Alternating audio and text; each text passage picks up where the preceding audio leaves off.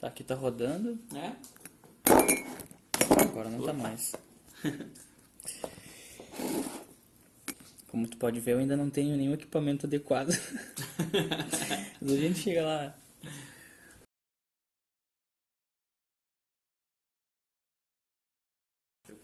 Pra gente começar, quem é o Eu sei Anderson? que já tinha começado. Mas então, pra gente começar, quem é o Anderson Albarnaz? Em uma palavra, Como você quiser. Tu que manda. eu prefiro definir em duas, sempre. Amigo e empreendedor. Amigo empreendedor. Muito bom. Eu vejo... eu sempre tive uma preocupação, por muito tempo não tive, atualmente eu tenho uma preocupação não, mas uma atenção ao equilíbrio das coisas. Por muito tempo na vida eu sempre quis diversão demais e aí a vida profissional acaba desandando. Por outro tempo eu quis trabalho demais e aí tu acaba te distanciando de amigos, acaba tendo problema em casa. Então o equilíbrio disso aí é muito importante. Então hoje eu me definiria com duas palavras, ou pelo menos com dois objetivos para me autodefinir, que é amigo e empreendedor. Por que parece que de modo geral, na minha situação, por exemplo, a gente enxerga uma caixinha, entra naquela caixinha e resume a vida naquilo ali. Tipo, por exemplo, no trabalho, ou na diversão, ou na família, às vezes, entende? Existem pessoas que vivem só pela família, vivem talvez uma vida que não é delas. Eu vivia e vivo um pouco ainda muito no mundo do trabalho, abdiquei muito de amigos, abdiquei muito da minha vida privada, sabe, pessoal, e hoje eu tô começando a enxergar que não precisa ser assim, né? Quando que tu percebeu isso? Quando que tu percebeu que não precisava ser daquele jeito? Tem vários momentos olhando para trás agora. Alguns deles eu sentia, mas eu não tinha clareza do que era. No passado, teve momentos que relacionamento nenhum eu durava. É o momento que eu estava fundado no trabalho. Daí teve um momento sequente quando eu pensei, cara, minha vida pessoal, que é importante, que é a minha namorada, que na época, os amigos e a família, tô longe disso tudo. Quando eu me liguei disso, eu comecei a... Na verdade foi o contrário, deixa eu ver qual foi a sequência. Não, eu me liguei quando eu estava começando a me afastar, a ter problemas pessoais, problemas no lado pessoal. Então estava me distanciando de amigos, família, namorado, estava complicado porque eu estava me dedicando demais ao trabalho. Quando eu me liguei disso, eu fiz o contrário. Eu larguei o trabalho totalmente de mão, larguei na mão das pessoas que trabalhavam comigo lá, para elas cuidar, e comecei a me dedicar muito mais ao outro lado pessoal. Aí de novo desequilibrou. Porque na época em que eu me distanciei do trabalho e deixei o controle na mão de outras pessoas, as pessoas ainda não estavam devidamente preparadas para ficarem sozinhas. Eu tive muitos problemas no trabalho e a vida pessoal estava começando a andar muito bem. E foi nessa segunda etapa que eu percebi que eu não estava conseguindo alcançar um equilíbrio. Hoje, eu tenho buscado me conhecer muito melhor e eu sempre percebo que eu sempre vou de extremo a extremo. Ou é tudo ou é nada. Ou é 8 ou 80, como dizem, né? Eu normalmente... Muito intenso. Eu vou no 0, depois eu vou no 100, depois eu vou, beleza, conheci os dois extremos. Agora vamos ver onde é que é o equilíbrio que eu gosto. E para tudo tem feito isso aí. Sim. Tanto nesse equilíbrio de vida pessoal e vida profissional, quanto a várias outras coisas. Como que a gente ajusta alguma coisa no trabalho? Vai de 0 a 100, depois o equilíbrio. Alguma coisa pessoal, vai de 0 a 100, vai o equilíbrio. Isso para tudo, né? Tu vai ver alimentação, exercício físico, decisões de trabalho, tudo segue a mesma coisa. E isso é algo que eu percebi ao longo do tempo também. A gente é um só. As mesmas decisões que a gente toma na vida pessoal, a gente toma dentro do trabalho. As mesmas decisões que a gente toma no trabalho, a gente toma na vida pessoal. A metodologia de tomada de decisão é a mesma. Por isso que eu digo, não existe um eu profissional e eu pessoal. Todo mundo é um só. Então, se tu sabe o que a pessoa faz na rua, ela vai fazer no trabalho. Se tu sabe o que ela faz no trabalho, ela vai fazer na rua.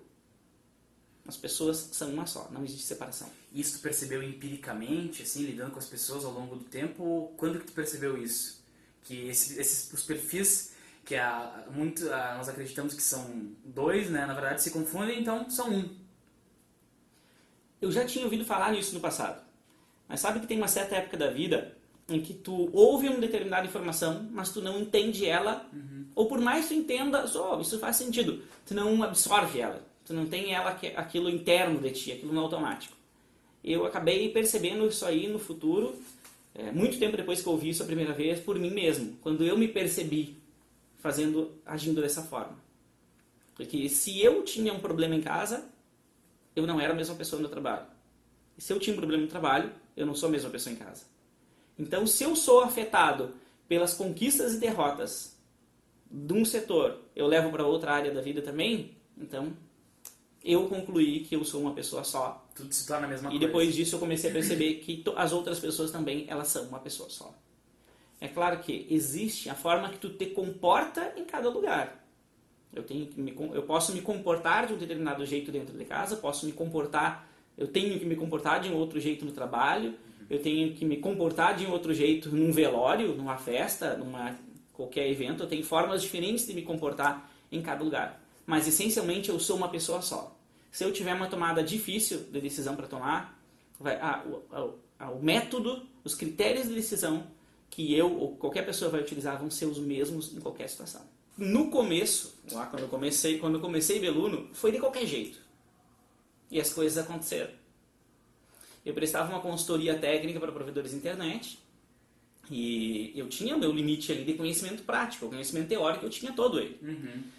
Mas eu tinha uma rede de contatos muito boa também, que esse é outro ponto importante. Interessante. Mas aí quando alguém me perdia algum serviço técnico que eu não tinha prática, mas eu tinha coragem de fazer, era quando eu pegava para fazer. Tinha o carão.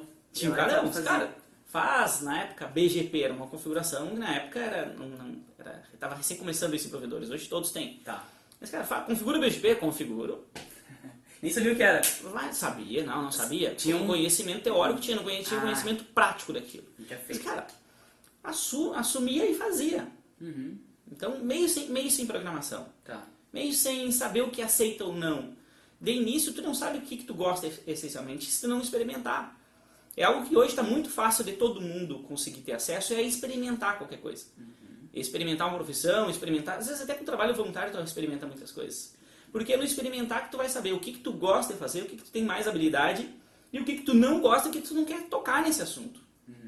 Então quando tu falas, cara, tô meio estranho porque eu tô sem foco. Cara, vai sem foco. Eu tinha esquecido disso. E quando eu voltei e falei na Ana, porque a Ana tá me lembrando disso, desse meu passado.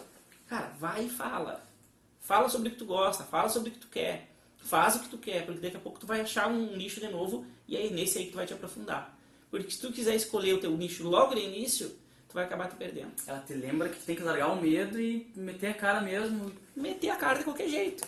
Eu que tenho um montão de gente falando nisso aí já atualmente, né? Vai de qualquer jeito, não experimenta muito. Como que tu cuida da tua mente? O que a gente faz para não perder o controle nesse mundo tão ligeiro como está hoje? Essa é uma pergunta bem difícil para mim. Mas vamos lá. Porque é uma busca contínua também. Uma busca contínua. Eu vejo que eu tô... aquele equilíbrio que eu te disse que eu costumo buscar, atualmente é esse o equilíbrio que eu tenho buscado nesse momento. O equilíbrio da mente. Se ficar parado demais, a coisa fica estranha. Enferruje. Se ficar agitado demais, cara, é muito ruim também. E é o momento que eu venho buscando aprender a controlar a mente. Tu tem que conseguir acelerar ela quando precisa acelerar e tu tem que conseguir te acalmar quando tu precisa te acalmar. Como que eu tenho evoluído bastante nisso? Cuidado com a alimentação. Tenho usado algumas suplementações voltadas para a mente. Meditação, 2, 3 vezes por semana. Estou recém no início, mas apesar de ser no início, eu tenho sentido uma evolução muito grande no controle. De às vezes tu receber situações que antes te tirariam do controle, mas te deixariam acelerado, inquieto. Hoje em dia eu consigo receber com bem mais serenidade. E isso é muito bom porque solução de problemas, melhores soluções, elas não são emocionais, elas são racionais. Jamais emocionais. Então tu tem que estar tranquilo para tomar as decisões. Isso é igual para todo mundo, né? Decisão emocional agitou, deu raiva, deu alegria, bateu emoção, primeiro tu tem que te acalmar, cara. Depois tu toma a tua decisão. Senão a decisão não vai ser a melhor decisão. Nem pra ti, nem pros outros. Pra ficar até passar e depois volta, né? Ela diz, não vá ser a melhor decisão. Pode ser que seja, mas vai ser por sorte. A melhor decisão, ela tem que ser uma decisão racional. Bem pensada. É por isso que às vezes tu vê pessoas excessivamente emocionalmente envolvidas com algum assunto, com alguma situação, e tu vê que aquilo ali é altamente tóxico para elas ou prejudicial para elas e para quem está ao redor, e elas não conseguem sair daquilo ali, porque o envolvimento emocional é tão grande, então ela não está raciocinando. Então tomar a decisão tem que ser racional. O que faz uma pessoa ser única? O que faz a pessoa ser única é ela ter clareza dos seus valores. A maioria das pessoas, eu vejo, elas não têm clareza dos seus valores. Que é o que é importante para ti, o que é inegociável para ti. Porque isso também vai ser válido em todas as áreas da vida. Uma maneira muito simples de tu saber se alguém que tu está conversando, está se relacionando, está tendo ali um diálogo, por exemplo, está incompatível com teus valores, é quando tu não gosta dela. Tenho certeza disso. Às vezes, cara, não gosta daquela pessoa. Por que tu não gosta? Às vezes tu não tem a clareza disso. É a incompatibilidade de algum valor teu que aquela pessoa ofere. Tu não tem clareza disso. No momento que tu começa a ter clareza dos teus valores, dos teus próprios valores, começa a te tornar único. Porque tu começa a te tornar único. Não, tu sempre vai ser único.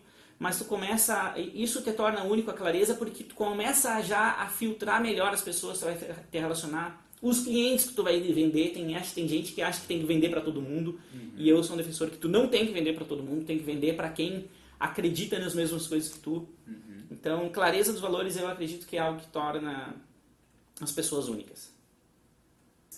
Que quando não tem clareza dos valores, aí é que tá. Quando tu não tem clareza dos valores, às vezes quando tu mesmo te corrompe, e aí tu te arrepende. Sempre que tu te arrepende de alguma coisa, é que tu corrompeu um valor teu. Tu fez uma coisa que não é instintiva tua, que não é natural tua. Tu não concorda com aquilo. E aí tu te arrepende. Então, quando tu não tem clareza dos teus valores, tu acaba te corrompendo, tu te arrepende, e tu acaba te tornando uma pessoa que tu não gosta de ti mesmo. Então, a clareza dos valores te torna uma pessoa única e, principalmente, ela te torna especial. Pra ti mesmo, né? É o que é mais importante. E o melhoramento, esse que tu estava falando mesmo, passa por aí, né? No momento que eu consegui elencar meus valores, me abraçar naquilo e ir pra frente, é o momento que eu melhoro e cada vez mais, né? É isso aí, lembrando que o melhorar tem que ser melhorar pra ti mesmo, né? Sim. Não é melhorar pros outros. Com certeza. Uma questão aqui é intrigante, ó. Tem alguma coisa marcante que no momento que tu percebeu, tu ficou se questionando como que eu não tinha pensado nisso antes? Já passou por essa experiência? Por exemplo assim, tu tá aqui agora assim, daí isso veio um insight, sabe? E aquela coisa era tão óbvia que tu ficou te questionando como que eu não tinha feito isso antes, como que eu não tinha pensado, sabe? Isso já aconteceu contigo? Tem, acontece frequentemente. Normalmente quando eu viajo acontece bastante. Tá. Que é quando eu começo a ter acesso a informações diferentes e percepções diferentes. E muitas vezes quando eu viajo para ou fazer treinamentos ou participar de reuniões com outros colegas de negócios, é quando às vezes eu vejo a mesma informação falada de um jeito diferente. E aí a ficha cai. E assim, cara, como é que eu não tinha me ligado isso antes? Que isso que eu ouvi a vida inteira realmente faz sentido. Porque às vezes a circunstância que tu te encontra ou a forma que aquela pessoa falou faz a ficha cair. Mas eu te digo que isso acontece com muita frequência. Este ano, em especial, este ano é um ano que aconteceu muito. Muito bom. E como que tu te sente assim? Quando tu ouve aquela coisa que talvez tu sempre tava ouvindo e naquele momento tu consegue encontrar o significado daquilo. Qual é a sensação assim? No momento que eu ouço uma coisa a vida inteira e chega um momento que a ficha cai, a sensação que eu tenho é assim, cara, a gente não para nunca de aprender. A gente é um eterno aprendiz. A gente tem que estar sempre atento, sempre ouvindo as mesmas pessoas e jamais ser um ignorante a ponto de dizer isso eu já sei. Porque às vezes a pessoa vai abordar um assunto que tu já ouviu a vida inteira, mas uma palavra que ela vai falar diferente vai fazer a ficha cair e tu vai ter uma percepção totalmente diferente daquela informação. É o momento que tu realmente aprende. É o momento que tu não tem mais a informação teórica. É o momento que tu tem a informação, até ela é teórica, mas ela é absorvida por ti. Tu entende ela de dentro, sabe? Vem de dentro daquela compreensão. Encaixa. É. Tem até uma frase, não sei se alguém já criou, mas eu falei, determinei uma afirmativa assim. Todo mundo é professor. Contudo, e infelizmente, nem todo mundo é aluno, né?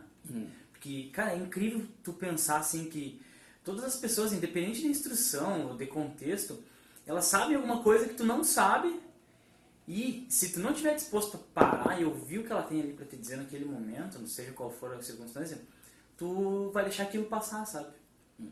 Então, eu tenho que estar disposto. Como que tu enxerga essa questão assim, a importância de ouvir as pessoas? O ouvir é algo interessante, né, cara? Que a gente é muito individualista. Todos nós somos. Beleza. Pode ser o cara mais foda, o coach mais foda, o psicólogo mais foda. Cara, que eu falo, cito profissionais que normalmente têm sua atividade voltada para ajudar as outras pessoas. Em essência, cara, nós somos muito individualistas. Todos nós. Então, às vezes, o normal é a gente estar ouvindo alguma coisa, uma pessoa, uma informação, ou num diálogo 1 a 1, como estamos nós dois aqui, às vezes a gente está pensando assim, meu, em vez de eu ouvir o que a pessoa está dizendo, eu já estou pensando o que eu tenho que falar, o que eu tenho que responder. Neste caso, eu te confesso, eu estou concentrado assim, o que eu vou responder para as perguntas do Alisson. Mas o normal das pessoas é rebater. Ela tem que rebater, ela tem que dar uma opinião. E normalmente eu vejo assim, as pessoas, hoje em dia, falando genericamente, eu não sou assim. Tá. Claro, não é todo mundo assim. Estou falando sim genericamente, no contexto geral. Tá. As pessoas têm a necessidade de rebater alguma coisa contigo. Às vezes ela concorda. Cara, o que tu acha sobre a luz do sol? O calor, o que tu acha de dias quentes? Cara, eu gosto de dias quentes. Daí outro diz, eu também gosto de dias quentes, mas... Ela sempre tem que dar uma quebrada, ela sempre tem que desqualificar um pouco o que tu diz. Tu falou em individualismo, beleza. Mas por onde passa essa competitividade, talvez? Essa disputa de eu tenho que sair por cima. Tu acha que é por aí, mais ou menos? Né? A ação do eu tenho que rebater. Eu não pensei sobre isso, mas acho que faz sentido isso que tu afirma da pessoa ter necessidade de sempre sair um pouquinho por cima. Eu não sei se sempre foi assim. Eu me considero muito novo, tenho 35 anos.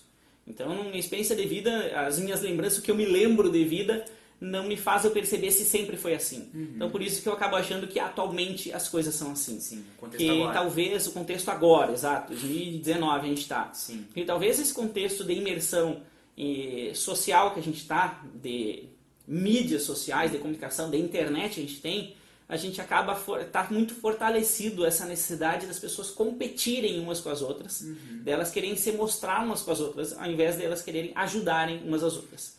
Eu acho interessante que tem uma galera mais nova aí, que eu observo, eu gosto muito de falar em escolas, que gosto de ouvir eles falar. Tá. Me parece que a gurizada que tem aí uns 15 anos, mais ou menos, a galera 2005, nessa época, parece que eles já estão com uma mentalidade um pouco diferente. Apesar de eles gostarem também muito de ficarem no cantinho deles, eles não esquecem o lado de ajudar o colega. Então, ao invés deles quererem sempre estar passando um por cima dos outros, eles dizem, vem comigo. Peraí, eu estou um passo à frente, vem aqui, vem pro meu lado, ou até me passa, e tá tudo legal. Diferente um pouco mais da geração ali, 90, 80, que me parece que já é uma pegada mais competitiva. Tá. Eu tenho que mostrar que eu sou melhor que tu. Eu tenho que dizer coisas mais bonitas que tu. Eu tenho que postar fotos na internet mais bonitas que a tua. E é uma coisa que não leva a nada, né? É o lado obscuro da competitividade, né? Não é competição saudável, né? Como deveria ser. A competição, ela tem um lado bom, né? É ela que faz as coisas evoluírem de certa forma. Sim. Eu só acho que a competição, ela não é boa quando eu tenho que desqualificar outras pessoas para eu poder ficar à frente. Então, quando isso acontece, não é algo bom. Eu acho que competição é bom assim, legal, cheguei à frente, uhul, ô Alisson, tô na tua frente, legal. Agora beleza, quer vir pra cá? Vem cá que eu te ensino. Bora. Vem junto comigo. Sim. E não é negócio, fica aí porque senão eu vou ficar pra trás. Não, cara, se o Alisson tiver que chegar ao meu lado e subir, que suba, velho. Que daqui a pouco é o Alisson que tá me trazendo pra junto dele. É isso que a gente tem que criar entre nós. E a galera mais da nossa idade, tem que conseguir fomentar isso daí. A gente tá se ajudando sempre. Então, tu sente que vem solidariedade vindo por aí, falando dos adolescentes que estão se apoiando. Eu acredito que o mundo vai ficar muito mais colaborativo. Ele tende a ficar cada vez mais colaborativo. Principalmente por causa da gurizada nova que está chegando aí. E crença limitante, como é que é pra ti isso? Como que tu percebe como que se impacta? Tu te sente impactado por isso e tu vê no mundo as pessoas sofrendo com isso? Porque às vezes elas nem sabem que estão sofrendo, mas elas estão travadas, né? Cara, crença limitante eu acho que existem níveis. Tá. Né? Porque eu tenho minhas crenças que limitam, eu acho que tu deve ter as tuas. Temos, todo mundo né? tem, cara. Os caras mais fodas que tem por aí, eles têm as limitações deles também, que tá tudo dentro da cabeça. Sim. A questão é que às vezes tu já passou por uma experiência, aquilo já não te limita mais. Então, às vezes tu vê outras pessoas limitadas em bobagem, que pra ti é bobagem, Mas é cada um na sua etapa, cara, cada um nas suas experiências. E o que faz tu acabar com as tuas crenças limitantes, eu acho que tu ter alguém que te abra os olhos, que tem coragem, é um bom começo. Tá. É alguém que te diga, cara, vai. Dá um empurrão aquele. Um empurrão eu não digo, mas pega assim, ó, vai, cara, vai. Dá um apoio. Vai que vai dar certo. É um começo e a outra é a experimentação. É realmente dar o primeiro passo. Eu me lembro muito andei de moto, fazia trilha. Andou de moto, cara? Eu fazia trilha no mato com uma turma de amigos. E eu tinha um amigo que ele é muito aventureiro, pra não dizer louco até hoje.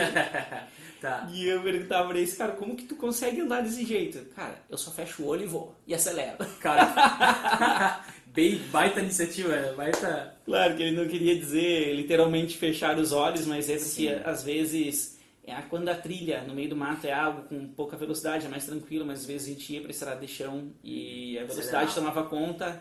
Não era literalmente fechar os olhos, mas eram velocidades que realmente, se alguma coisa acontecesse, tu não ia ter tempo de fazer. Ia ser feia a coisa.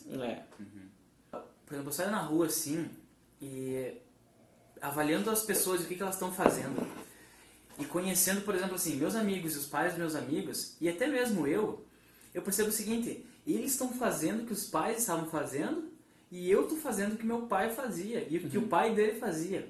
Sabe? Isso eu acho muito interessante e queria saber como que tu enxerga isso, puxando na crença limitante, né? São correntes que nós estamos trazendo e nós só estamos formando novos elos na mesma corrente, sabe? Como é que a gente sai dessa corrente e faz uma nova? Por que correntes? Correntes pra mim, quando tu fala correntes, eu penso em uma coisa muito pesada. Uma coisa que é errada, que te segura. Sim, mas E não quer dizer. Não quer dizer. Talvez tu queira seguir a profissão do teu pai, tá tudo bem. Eu acho que a gente pode se chamar de correntes quando a gente está preso em algo que a gente não quer. Se tu não quer seguir as coisas dos teus pais, se não quer seguir a profissão do teu pai, aí sim tu tá preso. Agora, se tu cresceu, teu pai te ensinou alguma coisa, teus pais te ensinaram alguma coisa, ou outros familiares, pessoas mais velhas te ensinaram alguma coisa, tu gosta daquilo, tu admira aquilo, tá tudo bem. Segue fazendo isso. Que tu vai conseguir te aprofundar, tu vai ser feliz nesse negócio. Cara, pessoas estudiosas, sabe, inteligentes e com baita potencial, às vezes fazendo, sei lá, tarefas mais ordinárias, assim, mais simplistas mesmo, sabe? Quando, claro, tu olhar potencial abstrato, né, é diferente o resultado mesmo, né? Mas por que isso acontece? Por que a gente, parece que é tipo uma zona de conforto, um comodismo, sabe? Tipo, absorvi aqui a profissão, o que meu pai tem feito e vou seguir, sabe? Eu me sinto um pouco assim, por isso que eu falo nesse tom, sabe? Entendi. É isso. Não acha que tu é todo mundo, cara. Tá, bom ponto. Bom começo. Tá, eu sempre... Às vezes quando eu quero dizer, quando eu vejo que quando eu começo a perceber que é uma opinião muito minha, eu costumo dizer para as pessoas, minha mãe me criou dizendo que eu não sou todo mundo. Né? Quando a gente pede, me deixa brincar lá em tal lugar, todo mundo vai, e daí a mãe diz assim, mas tu não é todo mundo. Muito bom. A gente é criado dizendo que não é todo mundo, e realmente a gente não é todo mundo. A gente tem que tomar cuidado para ver se às vezes o que a gente está pensando, o que a gente está vivendo, a opinião que a gente está formando não é uma opinião realmente voltada pra gente ou para algumas pessoas. Não quer dizer que seja todo mundo. Existe realmente pessoas que seguem os sonhos dos pais, que coincidentemente também é o mesmo sonho deles. Realmente é muito ruim quando a pessoa está seguindo só o sonho dos outros e não está seguindo o sonho dela. Pensando em Caçapava, que sementes precisamos semear hoje para a gente fazer uma colheita futura cada vez melhor? Tu diz o que a gente precisa fazer agora para ter um futuro melhor? Isso, sementes que a gente tem que começar a plantar agora. Eu acho que aqui em Caçapava do Sul a gente tem uma cidade fantástica em questão de segurança. A gente tem um monte de gente voltando para Caçapava. Ali na Beluna eu tenho pessoas que vieram de outros estados para morar aqui em Caçapava em função principalmente da questão de segurança. Então qualidade de vida aqui a gente é muito bem servido. Mas beleza, a gente tem qualidade de vida, mas não tem condições profissionais. Cara, tem. A gente só não pode querer fazer mais do mesmo. Aí a coisa não vai para frente. Para quem quer ter negócios e o negócio crescer mais, a dica que eu dou, que é o que eu vejo que mais trava as pessoas, é faça seu negócio ou perceba em seu negócio que ele não precisa ser vendido só para Caçapava. A gente nem fala mais uma palavra globalização. Isso já ficou coisa do passado. O mundo já é global. Hoje, alguém que faz um pala ali na Vila Progresso, pode vender isso para qualquer lugar do mundo. Pode. Pode. Muitos produtos e serviços podem ser exportados com extrema facilidade. Então, por que é que eu vou fazer o meu produto ou serviço para ser vendido só para Caçapava? Alguns me perguntam, cara, como que tu conseguiu fazer uma empresa como a Beluno dar certo em Caçapava? Ela daria certo em qualquer lugar. Porque o nosso mercado, o nosso público, ele está em todo o Brasil. Ele poderia ser em qualquer lugar.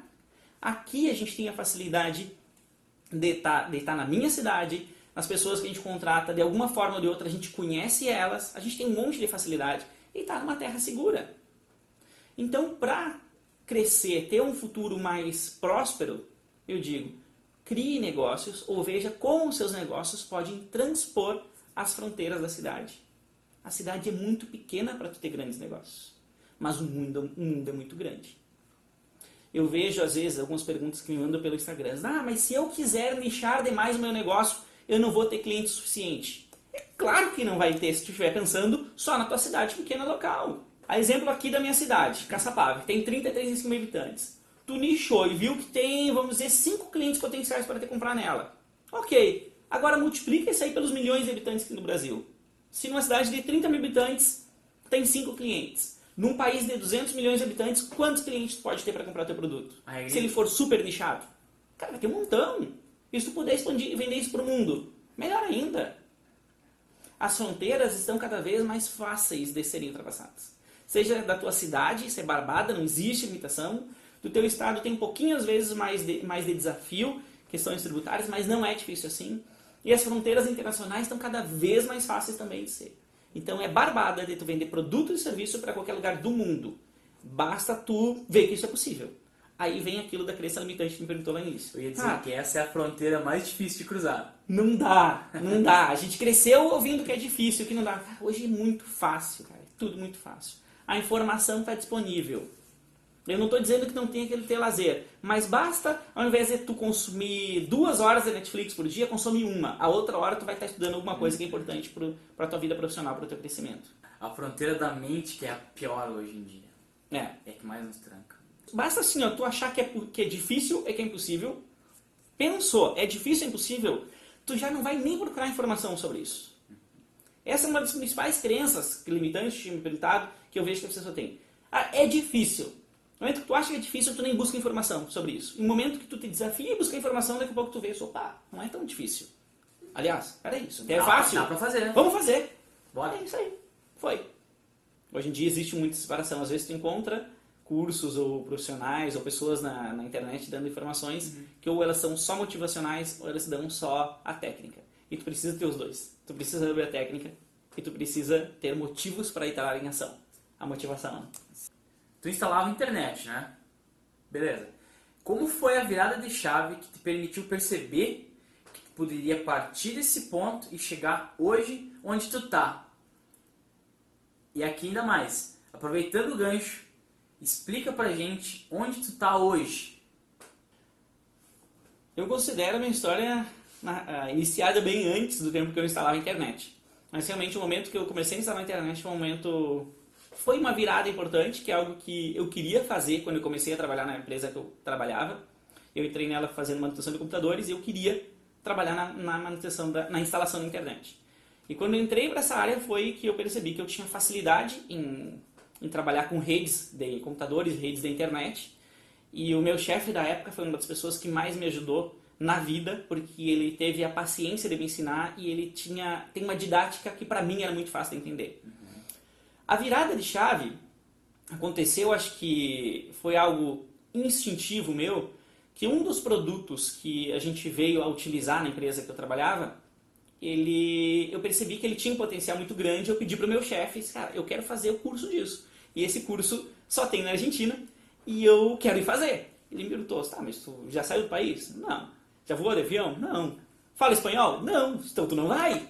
Não, mas eu quero ir, vamos rachar esse negócio. Nós rachamos a despesa, então eu coloquei o meu risco junto. Então acho que ele pagou o curso e eu paguei as despesas, foi alguma coisa assim, foi um meio a meio. E acho que querer entrar junto, botar a empolgação junto, isso que eu digo que foi algo instintivo, foi algo que fez a diferença. Porque ali ele também acreditou em mim eu fui fazer esse treinamento e voltei para o Brasil sendo o único consultor daquele produto no Brasil. E foi aí que começou uma roda a girar, porque empresas do Brasil inteiro faziam contato querendo o suporte deste produto.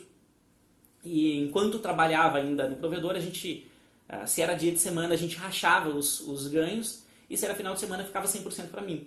Então foi aí que mais ou menos começou a rede de contatos do negócio que eu vim a ter depois, que foi a Beluno. E acho que foi aí o embrião aconteceu. E a saída, quando eu saí dessa empresa que eu trabalhava, para abrir a Beluno, não foi para abrir a Beluno. Na verdade, eu saí porque eu não aguentava mais. Que como eu aprendi algo muito especializado, eu comecei a me sentir o grandão, o inteligentão, e eu acreditava que meus colegas não teriam capacidade de aprender o que eu tinha aprendido. Então, eu não ensinava a eles. Como eu trabalhava numa empresa em crescimento, acabou que eu fiquei o ponto de pressão. Eu era o gargalo. E aquele gargalo estava me explodindo, não estava aguentando mais. Quando eu pedi para sair, é para sair de um buraco que eu mesmo me enfiei, que foi de não ensinar as outras pessoas. É por isso que hoje na Beluno a gente tem muito esse viés de educar, de ensinar. Sempre que possível eu tento repassar algo que eu sei, por mais que às vezes eu nem sei se eu vou estar realmente ajudando alguém. Cara, se eu acho que eu vou estar ajudando alguém, eu vou falar sobre isso.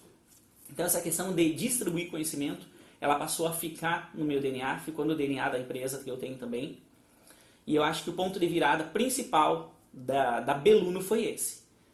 Parar de concentrar conhecimento em poucas pessoas e passar a distribuir eles. Aonde eu estou hoje, em 2019? Eu acredito que em 10% do potencial que eu quero chegar.